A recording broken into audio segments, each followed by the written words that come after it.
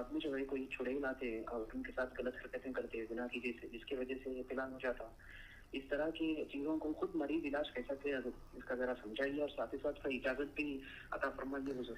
अच्छा ठीक है, देखें जो न्यू जनरेशन होती है वो थोड़ा सा पाकी और नापाकी का ख्याल नहीं रख पाती, कि जिसकी वजह से जो शरीर शयातीन होते हैं वो ख्वाब की सूरत के में इंसान के नर्वस सिस्टम को अपने कंट्रोल करके और उनको वाहियात बेहयाई चीज़ें दिखाकर उनको फिर इस्तेमाल करती हैं, कि जिससे इंसान को कमज़ोरी हो जाती है। यही आपका कहने का मकसद है।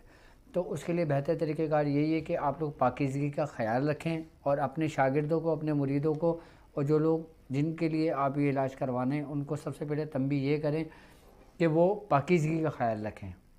अच्छा, एक बात याद रखना, हमारे जिस्म के अंदर नेगेटिविटी 50% तक उस वक्त दूर हो जाती है कि जब हम पाक हालत में होते हैं, और बाकी जो 50% हमारे बातिन के अंदर होती है, फिर वो हमारे किरदार से, हमारे अमाल से, हमारी प्रैक्टिस से अंदर से दूर होती है वो।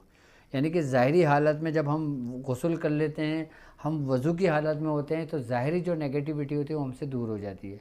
और जब आप बिस्तर पे लेटा करें तो अपने सीने पे हाथ रखें या कुद्दूसो 70 मरतबा पढ़ के दम कर लें, और फलीता सुलेमानी 21 दिन अपने पूरे जिस्म से मलकर जला दें।